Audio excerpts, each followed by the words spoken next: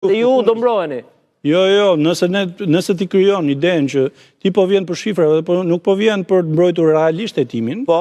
Se qëllimi kush është? Atëherë po pse po vjen spaku për shifra pra? Kjo është pyetja. Sepse do të bëj statistika dhe këtë ka treguar gjithë kohë. Pra do të provoj statistike që ne shkuam ke zonë shkrimit. Këtë po the pra, është në gjah spaku. Ka nisur gjahun. Patjetër. Okej, pra atëherë është luftë. Nuk e ka nis sot. Dhe ju po kundërpërgjigjeni. Patjetër, prokuroria është në gjah, patjetër. Dhe nuk ka asgjë të keqe derisa gjahu i tyre është brenda kornizave ligjore dhe kushtetuese. Nëse i kalon kornizat ligjore dhe kushtetuese dhe kthehet qëllimin vetvete, kjo pastaj është sinjal politik që ne duhet bëjmë me çdo kusht sa statistika, pavarësisht po bëjmë drejtësi reale apo jo. Dhe këtu pastaj prit se këtu mund ndërhyet në një pushtet politik. Dhe po dëmton padrejtësisht pushtet politik. Pra ju mendoni që PS-ja ka arritur në perceptimin që gjahu i spakut i ka kaluar kufit e ligjit. Nuk e kam këtë rast, po jap opinionin tim. Nuk e kam këtë rast konkret. E kam këtë disa raste. Unë kam qenë kundër nxitimit edhe ke rasti Ahmetajt. Kam qenë kundër nxitimit edhe tek rasti Berisha. Unë kam qenë dhe jatimin ndihmi që shkonin në gjykatë kushtetuese, parlamenti do shkojë gjykatë kushtetuese si palë dhe të mbrojë çështjen e imunitetit Berishës, kur Berisha ishte në gjykatë kushtetuese. Nuk mbrohet Berisha, mbrohet imuniteti. Ke votuar në çu burg të dy ama? Jo, s'kam qenë në parlament.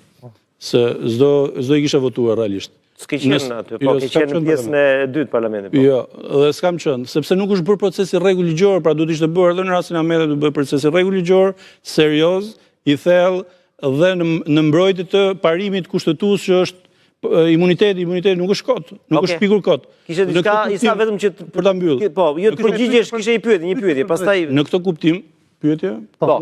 Po, s'u gazetar jam tani. Jo, dakor. Dakor. Pra se pash që ndryshime tek zoti Ksupi. Sepse thatë që deputetët kanë të drejtë të shqyrtojnë provat. Nëse do isha unë, thash. Kush më ndalon dhe mua që të shqyrtoj provat? Ti mund të shqyrtosh, patjetër, por çfarë thot ligji, çfarë thot kushtetuta? Pra imuniteti për çfarë është? Dhe deputeti çfarë analizon? Për të mbrojtur një pushtet. Analizon provat konkrete, apo analizon këtë përndjekjen politike? Ky është se ky është keq kuptimi i madh që bëhet. Sepse po ta kishte thonë PS-ja këtë që theti në raport, në fakt, edhe unë do mendoja që prit se paska, po PS-ja nuk i ka thonë këtë me statistika, pra nuk ka si pretendim që kjo është një sulm politik ndaj zonjës Balluku. Nuk e kam lexuar raportin. Ai po thot, po jep opinionin vet. Kemi sugjeruar se kam lexuar raportin, kam dëgjuar me pjesë ato çfarë është thënë në mbledhjen e grupit parlamentar, por ai po jap opinionin tim. Nëse unë do isha aty, nuk më ndalonte askush të shikoja gjitha provat dhe të vlerësoja ligjshmërinë e provave të marra, jo si prova gjyqësore, por si prova me të cilën mbështet kërkesën prokuroria. Nëse një prokuror mua më vjen me prova të paligjshme në kuvend, përveç se tregon mungesë serioziteti, përveç se tregon tallje. Do ishte shkak për të menduar që ka një provavi. Eksakt, pra. Patjetër. Pra, ky do ishte shkak, të lutem, se shumë rëndësishme. Për një deputet do ishte shkaku që unë të filloja pastaj dhe t'i bëja pyetje prokurorit, pse vjen ti me prova të paligjshme, pse vjen ti me prova të paautorizuara nga gjykata? Atëherë pse vjen me këtë qasje represive në Parlamentin e Shqipërisë?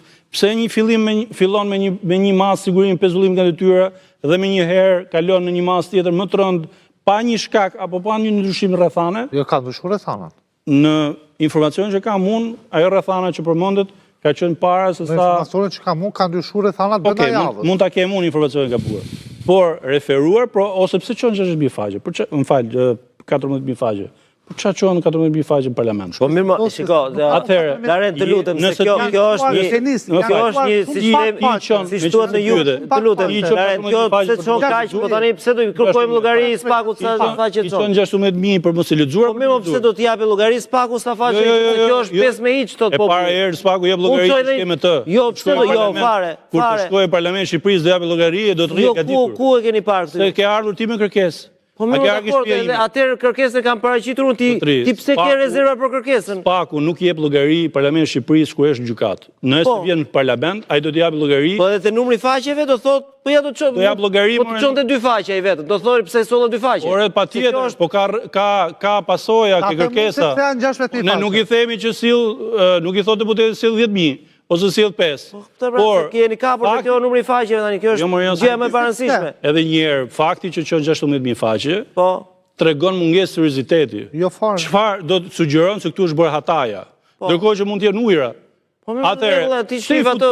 Po prit pra një sekondë, mos zonën zotërit është si punë e romanit. Parlamenti nuk është në 200 faqe roman, 100 faqe janë ujra. Parlamenti nuk është hetuesi. Po. As nuk është redaktim letrar. Po. Ti do të qosh për mbledhje që ti mendon që kërkesa duhet pranohet. Morën kohë 3 muaj e plare. Jo, ato 3 muaj kishin për të lexuar, jo 16.000 faqe, po 126.000 faqe. Në rregull, për të bërë debat. Mos mbetemi te ky element i faqeve. E para argumenti që po përdor nuk është argumenti që ka përdor majoranca. Unë po them tjetër gjë. Janë këtë ndryshme në fakt. I ke sjellur 16.000 faqe për t'i lexuar, apo për të më thënë që ti si lexo dot, siç po thot gazetari, siç po thon e disa se po citon tjerët. Pra, ti ai ke sjellur për t'i lexuar, unë po i lexoj pra. Edhe po të them që ti me 16.000 faqe ke një qëllim tjetër.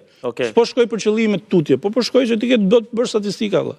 Ti je qepur një politikan e do ta qosh patjetër pse kërkoi arrest në Burg me patjetër. Pse Erion Velia sot është në Burg me zotrin një vit? Për çfarë e mba një vit? Qa ka bërë Erion Velia tashmë? Një vit në Burg dhe bashkia, shikoni si është bashkia, për shkak këmbguljes me patjetër për çën Burg. Çfarë ndalon për të bërë hetim? Asgjë. Sot hetimi është mbyllur. Pra,